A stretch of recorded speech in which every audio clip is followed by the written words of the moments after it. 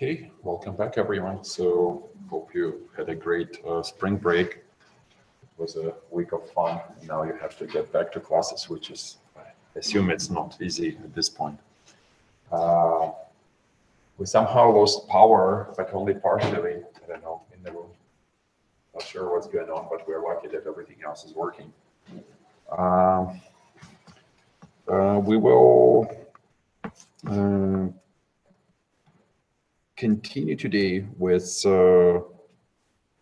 booting the kernel, essentially. So let's take a look. And let me quickly remind you where we are. So we ended before the midterm, which was 2 weeks ago, which almost doesn't exist right at this point. We stopped at booting into the kernel main function, right? So we essentially said, okay, we understand how the system boots, everything what happens from the power on, and then we stitch things together to make sure that we get from this power on to the main function. And it wasn't super hard conceptually, right? And we're gonna assign a homework today or tomorrow, which will ask you to do the same, boot into Hello World and set up a simple page table. So this lecture will help you a little bit with setting up the page table, because it will also discuss how the kernel initializes itself and sets up the page table itself, right? Okay, so let's start. So just again, a quick recap of what was happening last time, how we booted. Where's my pen? Just quickly figure out if I have.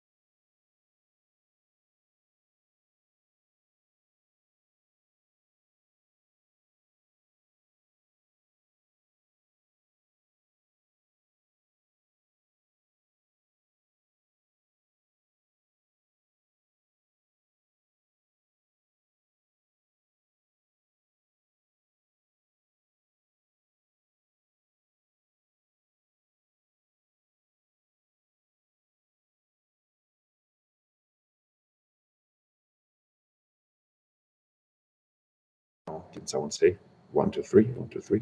Should be okay now. We're connected.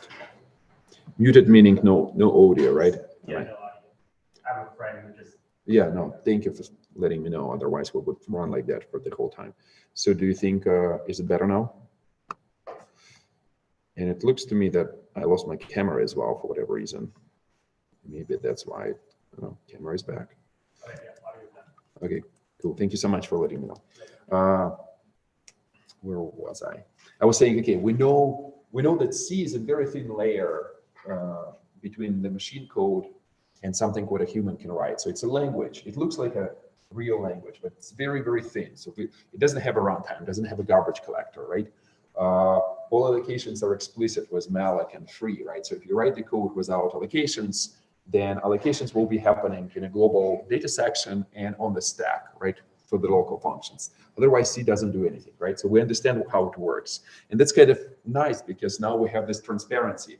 As a person who writes the C code, you can almost imagine, or you can almost translate it in your head into the instructions which machine will execute. It's much harder to do for other languages like Java or C++.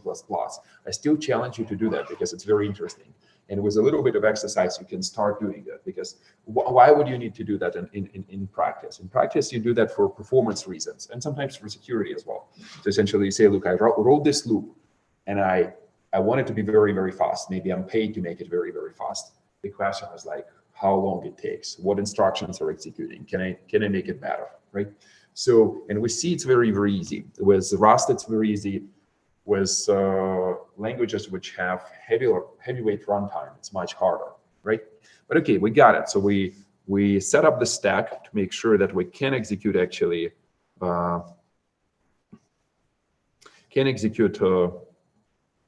that's my stack. Can execute C, jumped into the C function, right? And that C function, which is still part of those 512 bytes, which we loaded from disk, is our bootloader. And I was kind of like stumbling here a little bit because I don't remember the disk interface, right? But I roughly was trying to explain that if you write something into those magical ports, which allow you to communicate with hardware, and I will explain better later how it works, you can read pages or blocks from disk, right, into memory. And this is how you read the kernel from disk into memory, right? And after you jump to the entry function of a kernel. Remember, the kernel itself is compiled as an L file. You know a lot about L files now, so you can jump to the entry point. Entry point again starts with assembly. It again sets up its own. I don't remember it setting up its own segment table yet. Global descriptor table. I think it just runs on the one which was set up by the bootloader, but it will set up its very first page table. And we used 4 megabyte pages. Again, this is done just for simplicity. You can set up a 4 kilobyte page, but it's a little bit harder because the kernel might not fit in one page. And in fact, it doesn't fit. It might have, maybe it's like, like half a megabyte or something like that. So you say, look, okay, instead of like setting up a lot of small pages, I will set up just two 4 megabyte pages, which map those regions of memory from 0 to 4 megabytes and from 2 gigabytes to 2 gigabytes plus 4 megabytes. And who remembers why we did it? Why we double mapped? Why we created this? Why we created 2 pages instead of just simply 1? Because in theory, if you just want to enable paging, you'll be fine with 1 page on which you're executing, right? But why did we do 2? Just for the next instruction, for the following instruction before you jump over to the location. Right. That's correct. And the reason we were doing it, because we wanted to make sure that in the long run, when we start running processes, okay, that was my attempt to draw a straight line, the kernel occupies this upper half of a 4 gigabyte address space. So the kernel sits here in every address space of every process, and it will become clear, much more clear very, very soon. The kernel sits at the top, right? We loaded the kernel here at the first megabyte, right? Why did we do that? Why haven't we loaded the kernel here right away in this above the 2nd gigabyte?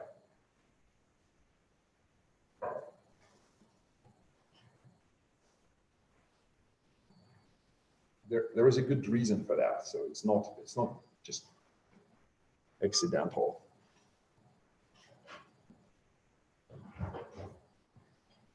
So anyone remembers? Remember, there are two things. First of all, when we were loading the kernel from disk, we didn't have page tables.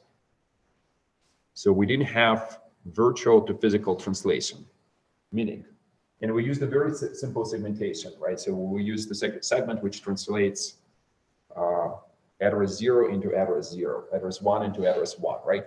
So maybe we even didn't have, so meaning we're running in, we don't have virtual mode of execution. We're still running in using physical addresses, right? We might not even have physical memory above the 2nd gigabyte, right? Maybe our machine boots with just 128 megabytes of memory. Maybe it's some embedded system or some old system, right? So you can't simply write those addresses. But second, you're also running in, I wanted to say we're running into 16-bit mode of execution, but no, here we're running in 32-bit mode of execution, right? So the real reason is that we might not have physical memory, right? Into which we want, like here, right? So we have essentially, okay, how to explain it. So if this is your virtual address space, you can translate those addresses anywhere, and we're going to translate them to this address at 2 gigabyte. The way we set up the page table is that virtual address at 2 gigabyte is translated to physical address 0, right? And so that's okay. So we can construct virtual address space in any way we want. We can put this memory anywhere, right? Because we just control this translation. But if you don't have it and you only have physical addresses, right, you're really limited to the to load the kernel in the region which is backed up by the physical memory. And if you have 128 megabytes, you can choose the position for your kernel anywhere. We chose wisely here at 1 megabyte because this tiny region is often used by BIOS to communicate with external devices as well, right? So we just picked a region which we know which is available, not used by the hardware, and backed up by physical memory. In practice, of course, even this choice is unsafe, right? So we might be running on a system which doesn't even have enough physical memory to make sure that to fit the kernel here, right? So this is a simplification. So in practice, you would have to check. Ideally, you have to check, okay, do I have physical memory to even load the kernel? If yes, you go forward. If not, you just say, okay, I'm done booting, nothing will happen. Right here, just x86 for simplicity says, okay, like, just forget about it. We just optimistically hope that machine has enough physical memory to fit the kernel. If you start modifying the x86 kernel heavily, and it becomes so large that it doesn't fit into 128 megabytes, for example, then you might run into troubles, right? But again, then you will have to boot on a machine which has more physical memory, right? I'm not saying that this 128 is specifically a number which we're using on this system, but it's a number. So just making sure that when you boot, you're aware of this constraint. Okay, so but at this point we said, okay, we booted the kernel. We have this goal that the kernel will be running at the 2 gigabyte address, or 2 gigabyte plus 1 megabyte. This is how the kernel is linked actually. We say, okay, we would rather use a stack because those addresses will be used later by the user, right? So we say, okay, let's pick a new stack in the kernel. We switch to that new stack and we jump to main. Remember, we specifically jump. We don't even call main because call, the compiler would generate a relative jump, right? But we can't use the relative jump because up until now, the kernel was running in this in the range of lower addresses around 1 megabyte, but now we want to move it to 2 gigabytes, right? So the story gets a little bit complicated, right? But again, in the end, we're running in main. If you carefully read through the boot sequence, I guess everything what I say will become clear to you, and the homework will help again to understand what is going on. Okay, let me stop here for a second. So any questions about how we booted? Pain memories from 2 weeks ago. Okay, good. To a degree, you can say, okay, maybe it's not that interesting. I mean, when you write a real kernel, no matter how you think about it, you have to do it, right? So you have to know it as well. So maybe you will come back to this later on, maybe not, we'll see. But nevertheless, this is how our world right now looks, right? So we have global descriptor table, which is here, which is still sitting here in this 512 initial bytes, which implement the bootloader. They map the address space in a most straightforward manner. Address 0 is mapped to address 0 of linear addresses, right? And we allow access to the entire 4 gigabytes. Then we have a tiny page table, and we use a 4 megabyte pages. So we have only 2 pages in this page table, page which is at entry 0 and page which is at entry 512, which is exactly matches the addresses 0 and 2 gigabytes, or in hex it's x8 and 0000000, right? So, and last, obviously, since it's 4 megabyte pages, it's addresses from 0 to 4 megabytes and from 2 gigabytes to 2 gigabytes plus 4 megabytes, right? The kernel is double mapped. This yellow part is the kernel. It's here. And since it's mapped here as well, it shows up here as well, right? And we have a stack. This blue stack is the one which we're using right now. And we're running here in main. Great. If I ask you a question, finally, kind of like after all this setup for many weeks, we say, okay, finally we're building the kernel, right? That's the first line of the kernel, kind of. Modular some assembly lines, which helped us to build. If I ask you a question, what do you think should happen next? As a kernel designer, or imagine I assign you a homework, build me a kernel. What do you have to do?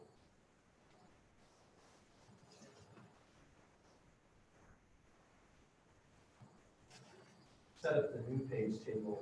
Of course, it didn't include from the slide, but you have a temporary page table we want when we want to rely on. New page table. Why would you need a new page table?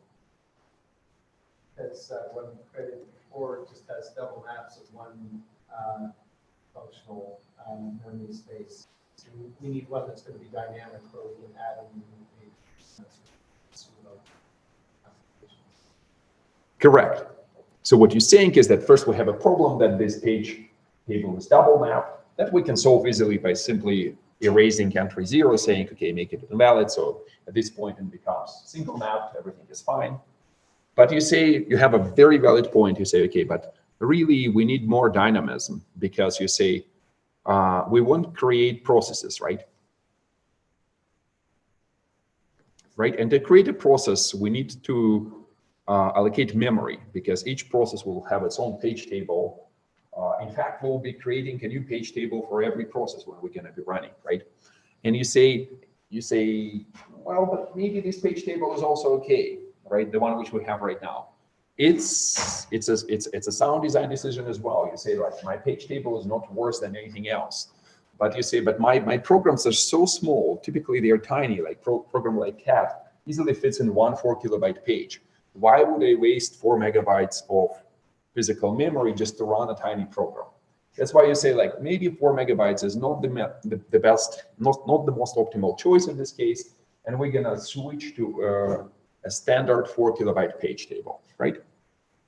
Okay, let's see how we can do it. So let me spend a couple of slides kind of reiterating this argument, right? Again, our ultimate goal as an operating system designers is to support execution of programs, right? Programs are something what users give us, and we don't trust those users because maybe you're malicious, maybe you're trying to exploit our system, even if it's a tiny thing which runs inside this projector, for example, right? So maybe you want to plug it in and display something inappropriate or funny on the screen. So no, sometimes you want to defend against it. And in the modern world, you often, like in most cases, you want to defend against it, right? So your execution model in a general case will be, I want to run multiple processes like process 1 and process 2, and in such a manner that they cannot access memory of each other, right? This is not allowed. And they cannot access memory of a kernel, because otherwise they can break isolation, set up a new page table, and immediately like do whatever they want with this system, right? Okay. In order to do that, we ask a question. So what is a process? Who can tell me? Like, don't try to answer in a metaphysical way. So pragmatically or concretely, if you're typing, like I say, I ask you a question like, build me a process by the end of this week. So what kind of data structures you have to come up with? A process is an isolated chunk of memory with a separate stack instruction pointer. Correct. So to make this isolated chunk, isolated memory, you need a page table. You say, look, okay, each process will have its own page table, and it will have a little bit of a kernel state. And we, like, again, like remember this file descriptor table, stuff like that. So it can open files or something along those lines, and you have to switch between them. So clearly you have to save some state. So there will be some kernel data structures as well, right? But mostly at this point, the way you have to think about it, it's that the process is an address space, right? In which you're gonna load the data in a text section, create a stack, as you said, and start running, right? But this thing cannot escape. That's your main goal as a designer. So the thing cannot escape, it's isolated.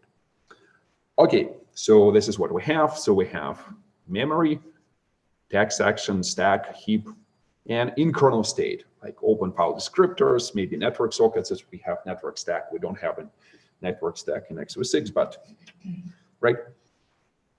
Our main goal is isolation, right? So they cannot access memory of each other, cannot interfere with other processes, and they cannot change the kernel itself. Otherwise, because it's the very first step to break the kernel, break the isolation guarantees momentarily, right? And I was drawing this figure before, but I was drawing it slightly differently. But finally, this is the figure how we're gonna build the address space for each process in x86, right? Again, there will be this 2 GB split. And we kind of agreed on that. And we said that the kernel will be sitting here. There will be a tiny gap here, but the kernel will start at 1 MB here. So 2 GB plus 1 MB, right?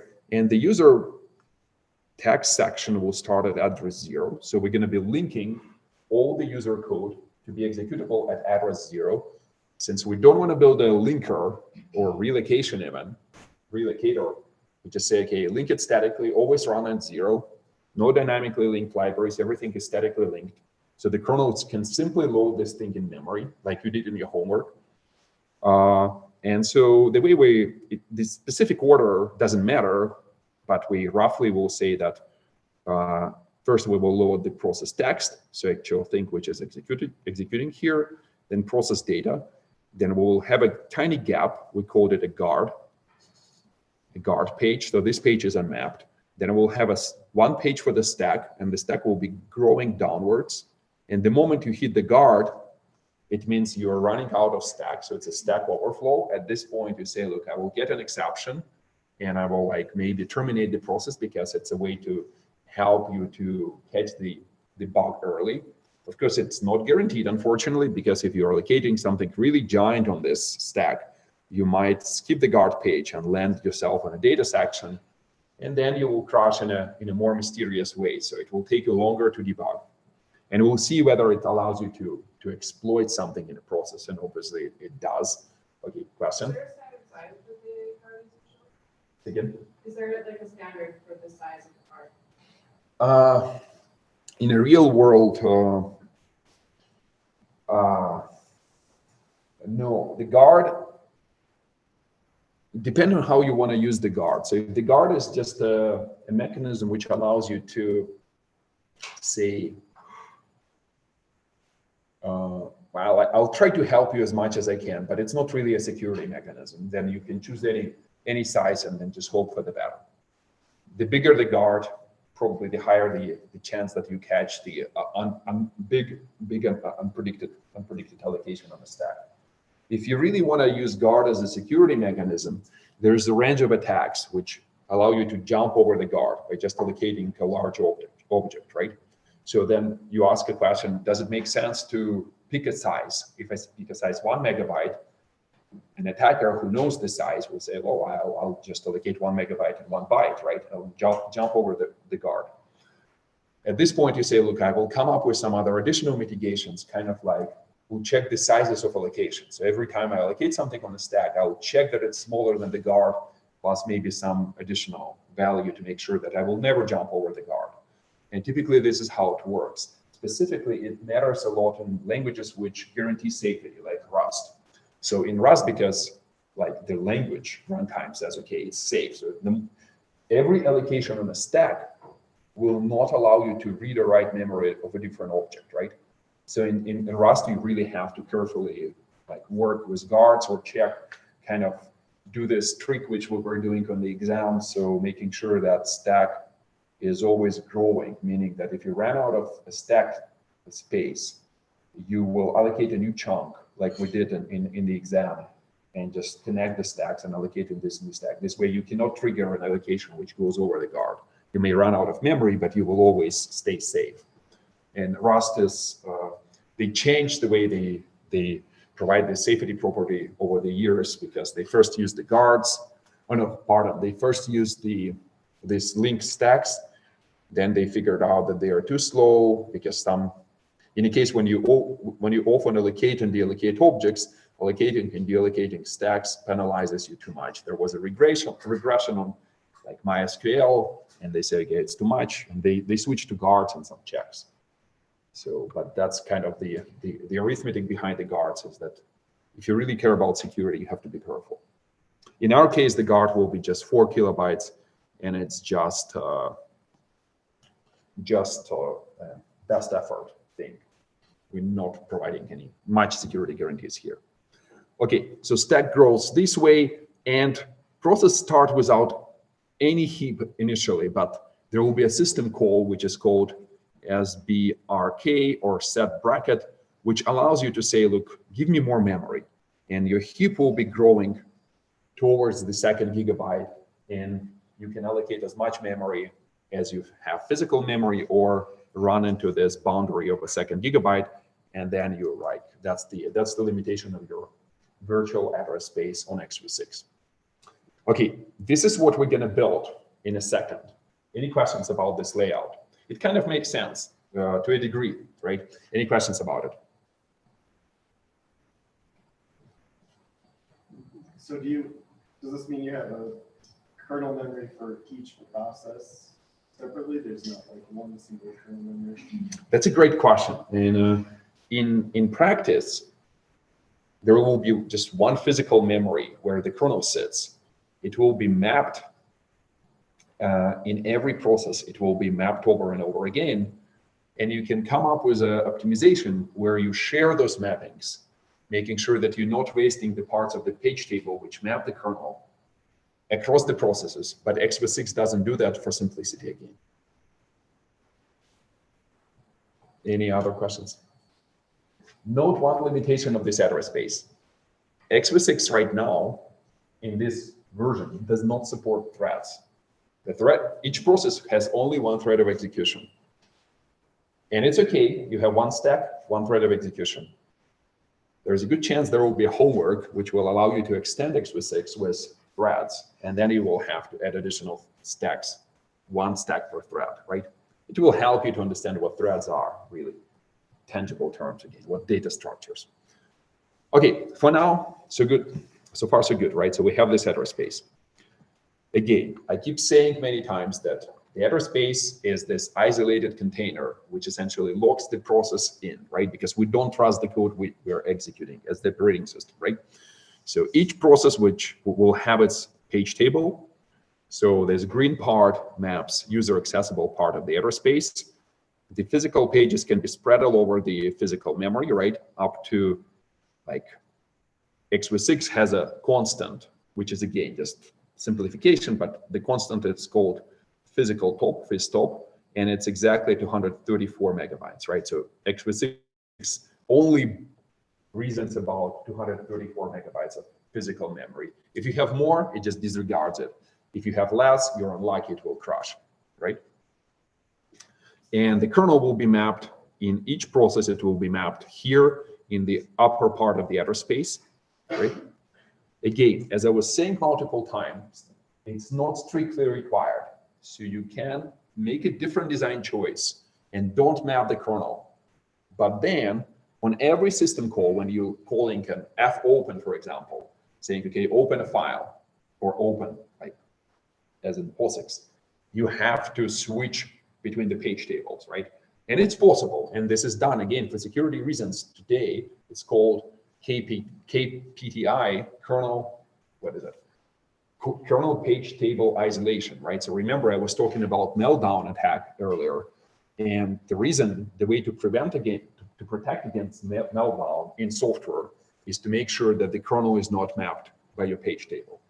And so something like the newer version of x86 actually makes this choice. I cannot say that I like that choice, but they did make this choice. They run on RISC-V and they don't map the kernel address space in the page table of a user. They do a switch. Maybe they wanted to illustrate KPTI.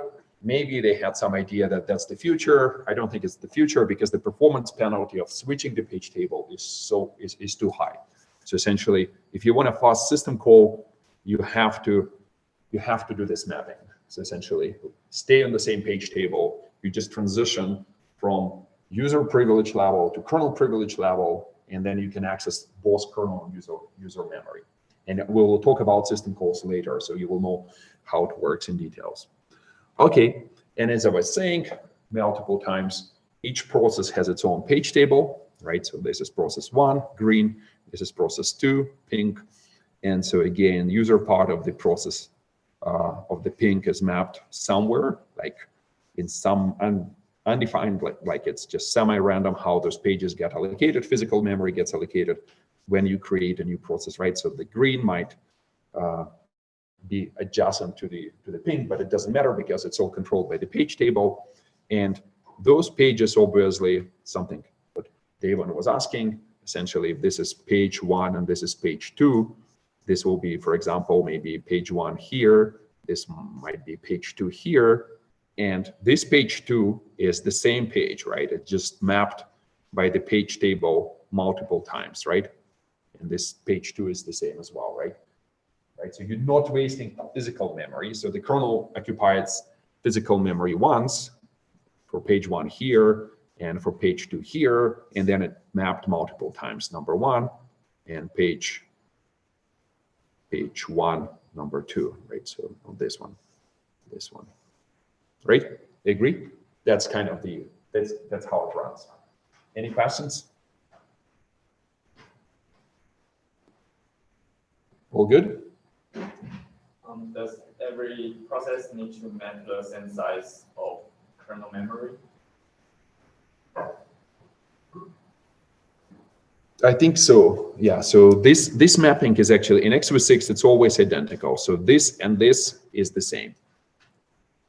Otherwise, you kind of like. And I mean, I stumbled for a second because there might be some cases where you might design the system in such a manner that individual processes have slightly different view of the kernel.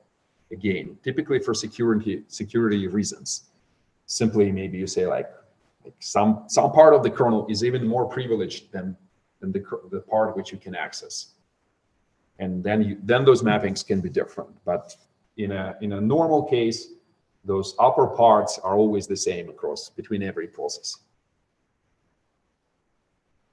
Good.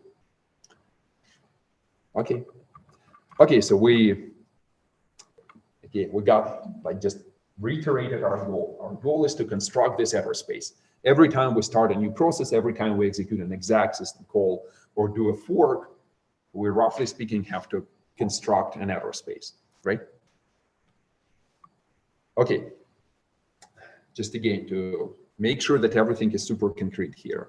This is how the memory looks after boot, right? That notorious 4 megabyte page table it sits right here. So it's 4 megabyte pages. It only has two entries, entry 0 and entry 512. Entry 0 provides this mapping, and entry 512 provides this mapping, right? And these two regions, like from 0 to 4 megabytes and from 2 gigabytes to 2 gigabytes plus 4 megabytes, are mapped to the same location in physical memory, right? That's how we boot it. That's what we have right now.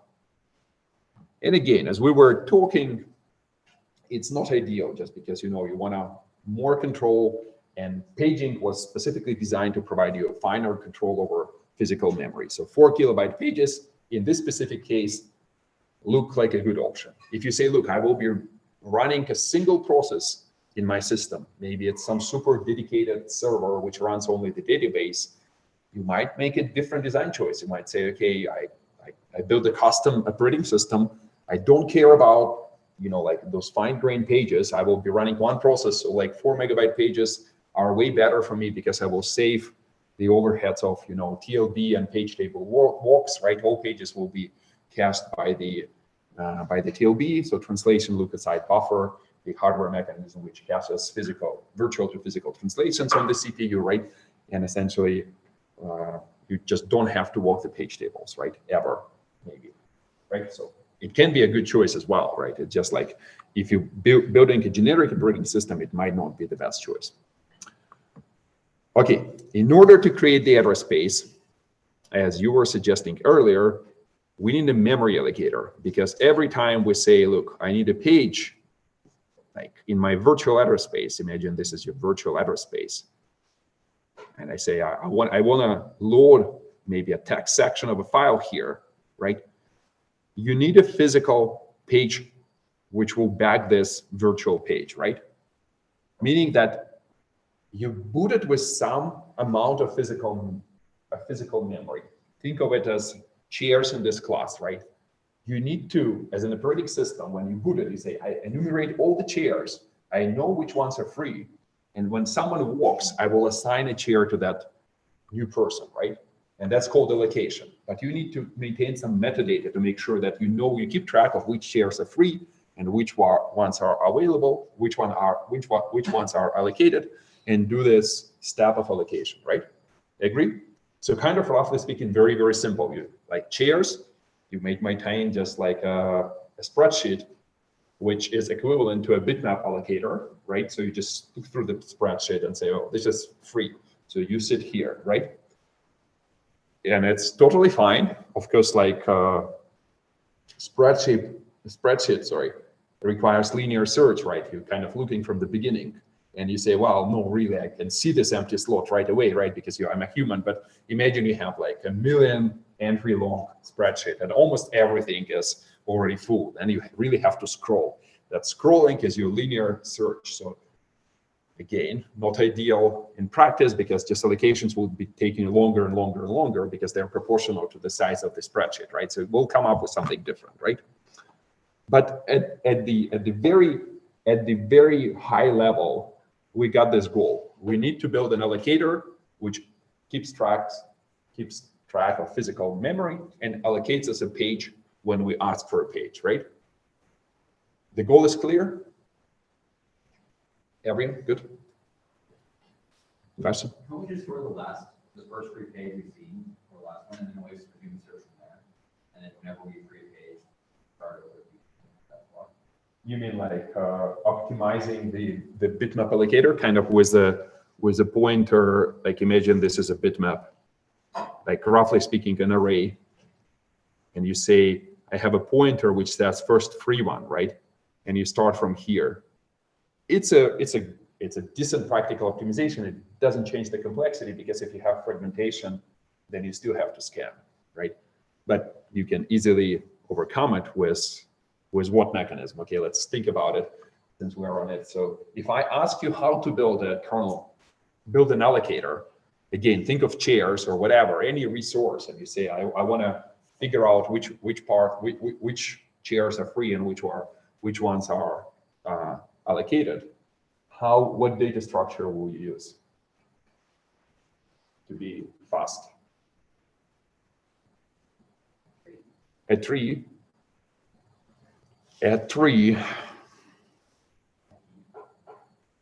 What is a heap? I'm rusty, don't remember what heap is. A heap is the way to usually implement a priority queue. Then we can have it's a type of tree where every node is greater or less than its two children. And so then you could have a heap with the location of these addresses, and it's 3 it's less than, then you go to the top 3. 3 is a reasonable choice, but I don't see immediately how it will, how it's optimal, but we'll come back to trees in a second. So there was another suggestion. A linked list between all the free nodes. Exactly. So linked list is probably the easiest, because you say, look, if I have free node, I have like start of the list, which points to the first free element. If you have here a pointer to the next free element, you know the next free element. So when you allocate, you just say, I will take this one off the list, so my start will be pointing here now, right? And this is O1 allocation because it's very fast O1. So because you're just patching a couple of pointers and so on, right? So which means list 3 typically allows you to solve search problems in log time, right? But here you really don't search. You just say, just give me any first one. I don't really care whether it's greater or less. If you start caring about greater or less, then you probably need a tree or something, right? But this is nice. So linked list is a good design choice. And in fact, this is how we will build it in a second. It's clear to everyone that, like, you know, that's a great choice, actually. Okay, sure.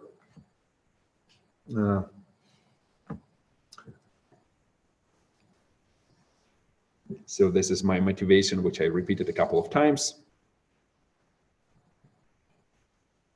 So let's get to the allocator. So our very simple memory allocator, it allocates memory in the unit of pages. In fact, it allocates physical pages, but it gives you a virtual pointer to make sure that you can write into that page. So it's essentially a virtual pointer to the same page, but in the kernel memory, right? It supports, roughly speaking, just two functions, alloc and free, right? This will give you a new page, and this one will put the page back, allocated page back into the pool of 3 pages, right? We will use those pages to make sure that we can construct new page tables, because even the root of the page table needs a page, right? So page table directory, it has to be backed by a physical page. So we'll go to the allocator, get a page, and then start writing to it, creating a page table, right? Okay, as we just discussed, a simplest memory allocator can be a linked list. So inside the kernel, you can have a global variable, something like kmem free list, and it's a pointer to the first free element. So if you have some memory, which you say, look, I know that this is free physical memory, right? Although I say it's a virtual address space, but in practice, we're reasoning about physical memory. It will become clear in a second. So here, this global pointer points to the beginning of the list, and then each element just points to the next, right? So this yellow dot here, or yellow struct, is just literally this C struct, right? So it's a struct which has just one pointer, struct pointer to the next, right? So, and those lines are actual lines in the kernel, right, where this struct is implemented. Okay, we kind of got the point. So if we construct this list, we will be able to allocate pages, right? So allocation means we take this element off the list and return the pointer to the caller, right? And if we allocate the other page, you know, the caller will get this pointer. When it frees the page, something like doing a free, we'll patch the list to essentially we add it to the beginning of the list, right? And making sure that this points to the next, right? The code is kind of very, very simple for that. So literally your kalloc function just says, okay, I will take an element from the free list. So it's this one, right? Because this is the free list. So this is the pointer. So R is the pointer into this page, right? And if R is not 0, I will say that free mem will be pointing to whatever this pointer was pointing to, or this page, right? So I will assign this to this R next, right? So that's how you implement lists in a low-level language like C, for example. Is that clear? Yeah, go ahead. Is it significant that it goes from the end of memory down, or is that arbitrary? No, it's just, in this specific example, it's just an illustration. And obviously, since you will be allocating and deallocating in some random order, the list will be like jumping back and forth in any direction, right? But it will be a linked list. Is there any performance advantage to keeping physical pages adjacent that are mapped to the virtual space or not really? There are, but it gets to the next level of, we'll spend like half an hour talking about it. So roughly speaking, let me just quickly give you an outline. Like the first thing you have to think about is TLB misses. So essentially, if you have adjacent pages, maybe there is a chance you can group them in a super page, like a 4 megabyte page, or on 64-bit machines, 2 megabyte page, or even 1 gigabyte page. And then you will save a lot of time on resolving the addresses, because it's a single page, it's a single mapping. The hardware keeps this caches the mapping from virtual to physical on the CPU, and it has a small capacity.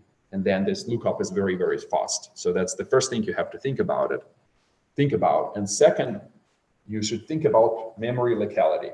Remember, I keep drawing those machines, especially servers, as distributed systems, right? So CPU is here, memory is here, memory is here.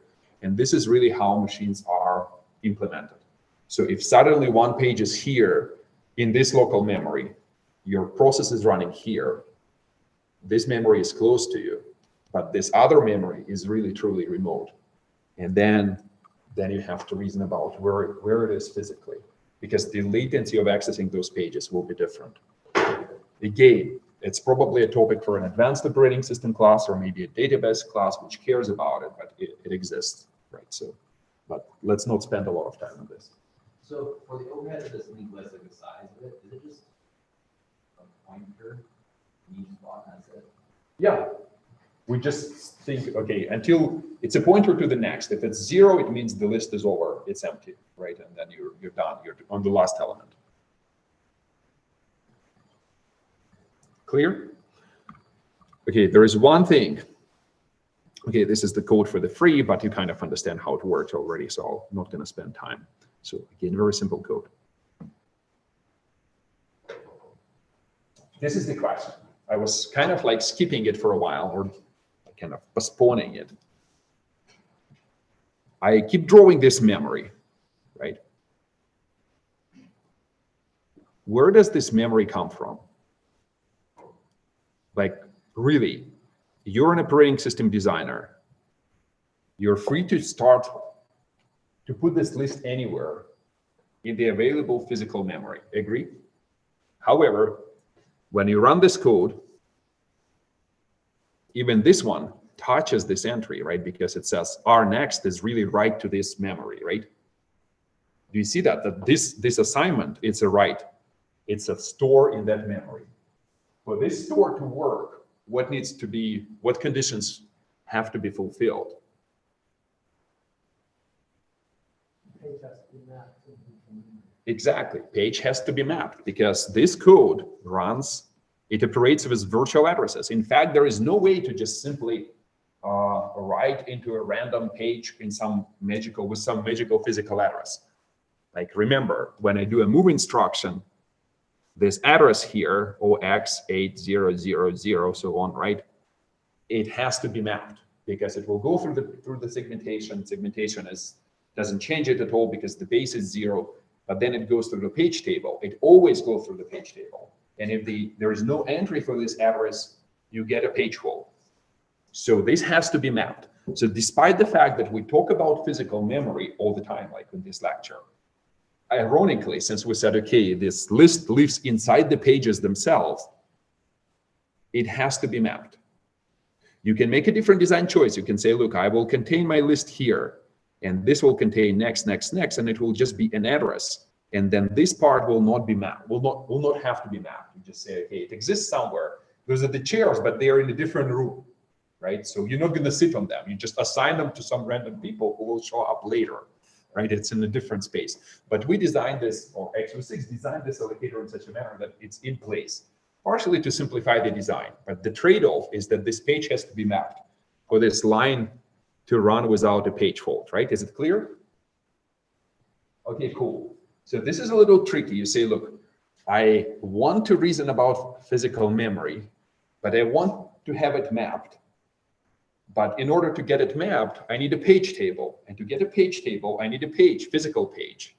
This is kind of like a chicken and egg here. So you say, look, like I don't have a page because I want to allocate it, right? So how will you solve it? As you know, kernel designers, they solve everything by some kind of a brute force ad hoc method often. Not often, but happens.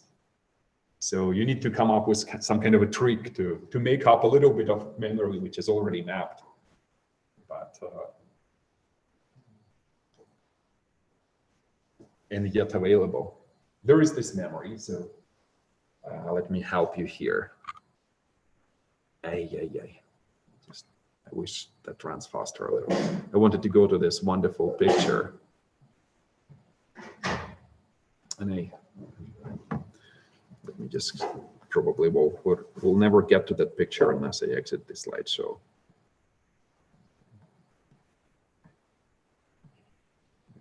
This is a good one. What did I do?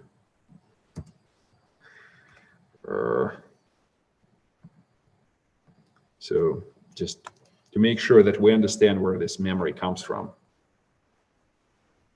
This is how the memory looked when we booted, right? On this very first line of the main function, right? So where will we put this list? Yeah, inside the free memory. Good, because this one has a hint. Look, this region, our kernel is sitting here, so definitely this memory is occupied in physical memory, right? Despite the fact that it's mapped twice, right here and here, this is only the region in physical memory which the kernel occupies.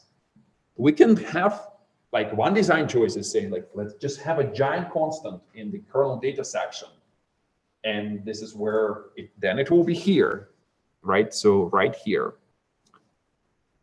this constant will be sitting in the data section of the kernel, and we say like, hey, let's do the first list there. Maybe we need like 100 entries, so let's make it 4 kilobytes multiplied by 100 and put it there. That's one way, and it's okay. Why not? Another way is to say, look, since I already have one page, this is 4 megabytes, so maybe there is some free memory here or after the kernel, right? And we can put the list there. This happens to be used by the BIOS, so it's some magical addresses. If you write to them, maybe the machine will immediately stop, right? Because maybe it's some kind of like magical device, which like a power management device, it just puts you to sleep, for example, immediately.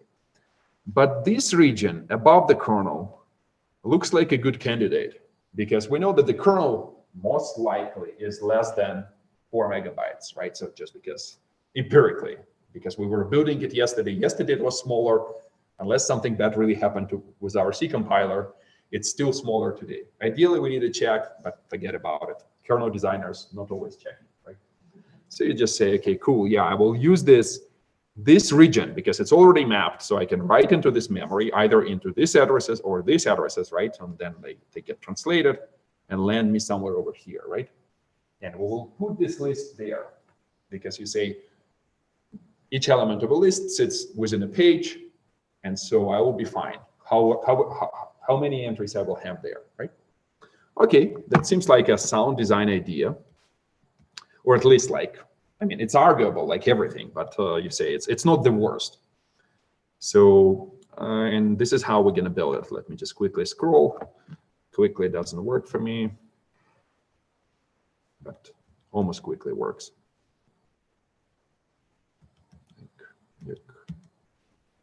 So this is where we are.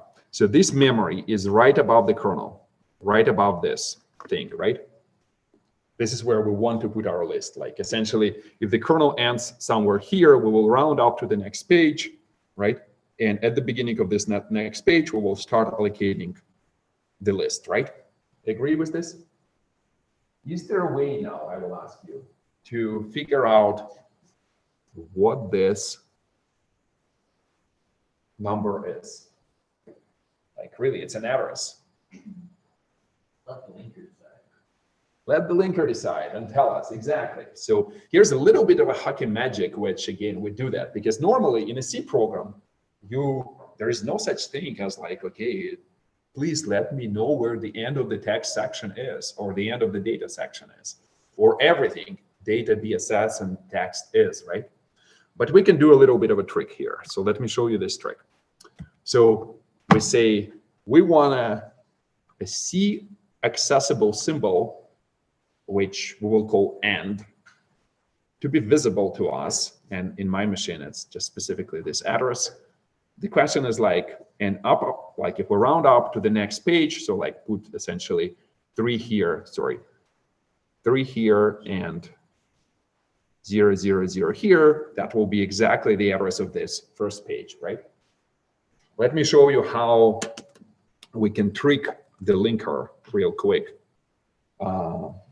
Essentially, we can use a little bit of a linker magic here to say,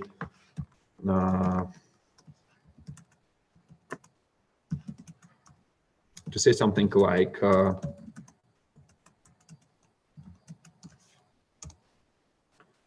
we can control the linking and we can say, look, please, first of all, link the kernel to be executable at this address, which is 801, the rest are zeros, which is 2 GB plus 1 MB. So this 1 stands for first megabyte and like 8 stands for 2 GB. And you say, please make sure that the text section is at this address, right? And you can introduce a symbol at the very, very end, right? This provide essentially says, okay, please make sure that the binary will have a constant eventually, which is AND, which is no matter where this AND happens to be, exactly after the BSS section will be visible for linking, right? Again, a little unusual, a little bit kind of like below what you typically deal with, below the language. So we abuse the linker to make sure that, okay, it's not abused. Linkers were designed to provide this functionality as long as you have to deal with it, right? But you say essentially, it's the way to say, okay, this symbol will be visible in C. In C, it will be something like, I actually have it on my slide, so we don't have to go there. In C, this AND symbol can be used very, very normally. So essentially it says, this function kv init essentially says, okay, please donate some memory to the free list, starting from the AND symbol and going up to the, it's 4 megabytes, fourth megabyte, right? Because this is where we know the mapped memory ends, because we only have a page which maps from 0 to 4, right? And if you take a look at this function, I'm pretty sure I had this AND. It's okay, but we'll come back to it in a second. Just forget about it for a second. So essentially, this is the very first function which creates this linked list. So it takes 2 things, so the start and the end of the region, which is donated to the linked list. And we use the function rerange to essentially say, okay, this is a virtual start, virtual end, right? And what it literally does is the following. It says, okay, I will start from this address. I will round up to the next page, right? Because maybe someone passed me an address which is not page aligned, but I really want to reason about pages. And so it's a loop which says I will start from this address, will go in the increments of page until I reach the end address, and I will be freeing a page, right? And since we just looked at the free function, when you give it a virtual address of a page, it just adds it to the list, right? Without asking any questions. And so this way, if you started from the beginning of the region, right after the AND symbol, and donated all the pages, they will end up on the list, right? By the virtue of this loop, right? The reason I dropped to this level is just to make sure that we can kind of translate between high-level idea of what we're doing into low-level code, which actually implements it, right? And sometimes it's easy, like you guys are well prepared to translate something like build me a tree, right? Because you've seen how the trees are built. But I wanted to show you how, like, build me a kernel. So I wanted to show you the code of which can implement the kernel. And my argument here is that it's not as hard as the moment you see it for the first time, you will be okay from then on. The first time is a little hard, but then I hope it's okay. Okay, so any questions about this free range function or something what happened before, up until now? Yeah. You have multiple page sizes, right? There's a 4 megabyte page that we're carving some piece out of. So how does the 4 megabyte page know that it's now maybe a 3 megabyte page? Right. So when you create a page table, right? Remember, modern hardware will have a flag here, and the flag switches the sizes. So really, we can either put 4 kilobyte or 4 megabyte. If we put 4 megabyte, it means that this address is actually address of the 4 megabyte physical page, right? Like region. If you put 4 kilobyte, it means that this address is a pointer to the next level of translation, right? So essentially, this address of this page, right? And then this one will contain the physical address of a page itself, right? Those are just 2 addresses which are available on 32-bit machines, right? And you're right. So if you want to be general, you have to support this case. In our case, we just say, okay, forget it. We just will always, in x86, we will always use 4 kilobyte pages from now on. So we are getting ready to build 4 kilobyte page tables, and we're not going to support 4 megabyte page tables. That's why we just say, okay, forget everything. What we will allocate will be a chunk of 4 kilobytes. And we're good with that because we never need an object which is larger or even smaller as well. Okay, good. Any other questions? Okay. Right now, we're still running on a page table which uses 4 megabyte pages. We will just nuke this page table pretty much soon. Like just the moment we build the first one, we'll switch to that new one and just forget about the old one. And I was looking for this and. So this is how you define this extern char. And by saying extern, you say, look, I'm not allocating memory for this symbol. The linker will allocate, right? So when you say provide, the linker will add this to the, I believe, to the data section. And this symbol will be available for you to link against, right? So now this first line of the kernel, literally the first line of the kernel, almost makes sense. We still need to figure out what this guy is doing. But we'll come back to it in a second. Okay, got it. So this is the first address after, or the very last address of the kernel, right? So what we did essentially, we grabbed the first page after the end, put it on the list, and like put everything on the list up until the 2 gigabyte plus 4 megabytes, right? That's what we've done.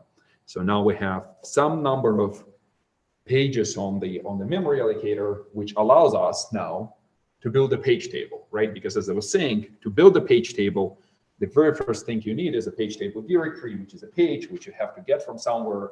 And you can say, like, I just randomly pick one from memory, but it's not ideal, not generic, not general enough. So you gotta allocate it, right? Okay.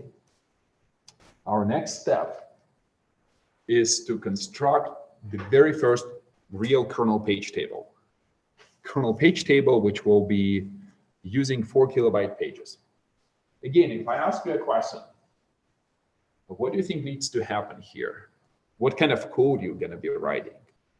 Homework, assignment, build a page table. It's really like part of the homework. I was thinking I was going to get to it a little bit faster, so maybe we'll wait a little. But tell me, how? What will be the shape of the code? You have this alloc. Alloc, sorry.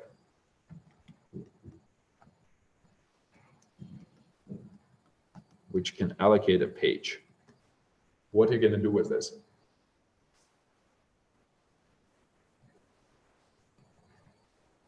We'll start by allocating a page that's going to be the root of the new page table. Yeah, that's a good idea. Allocate page table directory, the root of the page table. Good. What's next? Then we allocate at least one more page in it. And that's going to map the existing memory that the kernel is in, otherwise we're in trouble. That's a good idea. So you're saying our main goal here is to map some memory, right? So first of all, if this is a physical memory and you're starting from 0, the kernel sits somewhere over here, you say, I definitely need to map the kernel, right? And it's okay. You say, look, I know that one leaf will give me 4 megabytes, right? So if you really just want to map just the first 4 megabytes, you will be okay with allocating just one leaf of a page table. But if you want to allocate more for whatever reason, you say, look, I will be in some kind of a loop allocating leaves as needed, right? But the goal is just like the high level story here is that you say, I first will decide what regions of physical memory I want to map. And I will be like allocating leaves and mapping those pages as I move forward in that region, right? Let's first, and that's kind of a sound idea, sound overview of what needs to happen, right?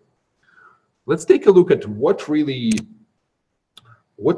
we really want to map, right? So this is the second function of a kernel or second line of a kernel, KV, kernel virtual memory allocation, right? So this guy will allocate a kernel page table, right? So this function, after it returns, will abandon this boot time entry page directory, right? The 4 megabyte page table, which we're using right now, and we'll be using a nice 4 kilobyte page table.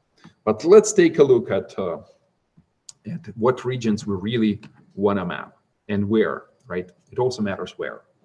So your physical memory is a bit more complicated than just a chunk of memory. It has a little bit of regions to it, right? So which again, for some historical reasons, it happened this way. So this region here, as I was saying, is used by the BIOS. It's called an IO space. When you do a memory write into this address, in some of those addresses, not all of them, some of them, it has holes. It's a holy region with lots of holes. Some of this just go to memory and nothing happens, but some of them are magical. You write into it, and really, like underneath the memory controller, there's this PCI controller which picks it up and sends a message to a specific device on a PCI bus, which is a little unusual, but this is how the hardware works. And it's pretty typical, right? It's also very convenient because you say, what is my network interface? It comes up as a region of memory to you. And you say, well, I can read it and it will tell me how many queues it supports. I can write it and it will react and like send a packet, right? That's how really device drivers are implemented today.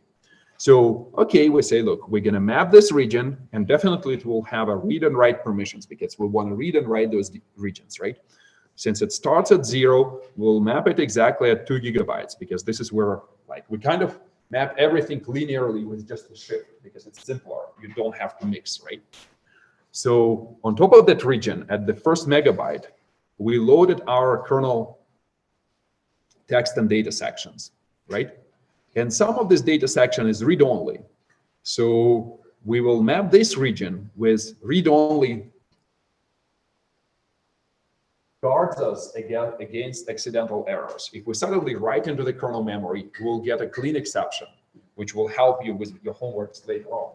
Because if you write it into the kernel, who knows what will happen? You know, maybe, you know, instruction call instruction will turn into a move instruction or something like that, right? On top of that, there will be a writable data section and free kernel memory up to this constant, which is phys_stop. We're going to write this, we're going to map this region with a shift. Essentially, everything is mapped with a 2 gigabyte shift, right? So it's essentially any address which you have here, for example, you map here with this address plus 2 gigabyte, right? Plus this address.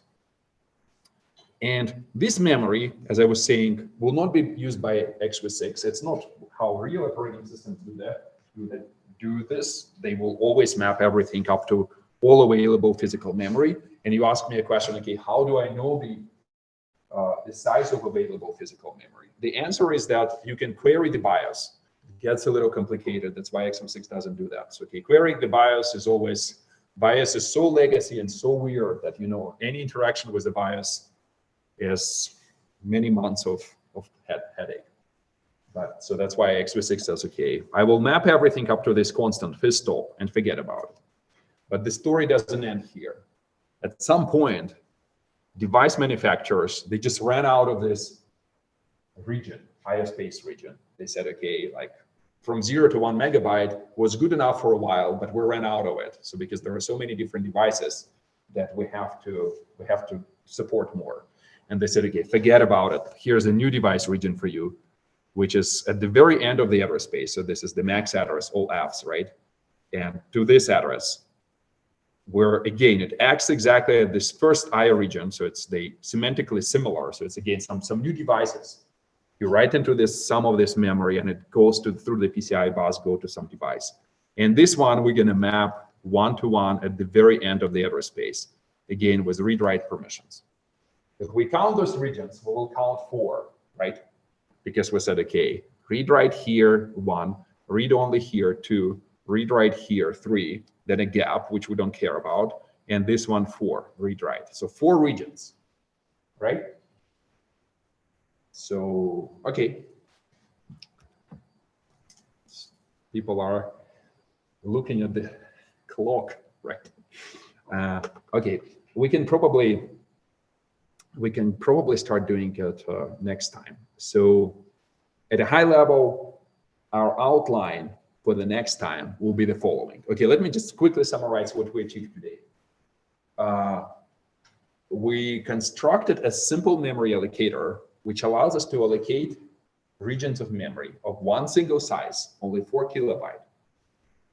And we also have some kind of an implicit contract, which we will clarify a little bit later, like next time, which says when I get a virtual address from this allocator, there is really a physical page beneath it. And it's just a single page and I know which one. I can translate from virtual to physical, right? So you say like, if I really need a physical page of physical memory, like for a page table directory, I can ask this allocator and it will give me a page, and it will be page aligned as well, which is nice. And now we say, okay, look, we have this allocator, so we can construct real page table. We figured out which regions we have to map, right? And now our goal is just to iterate through those regions. Let me just erase everything on the slide and say like, okay, I have this very first page, right? Yeah. I want to map it. I still don't have a page table directory. I will allocate a page table directory. I don't have a leaf. Okay, I will allocate a leaf.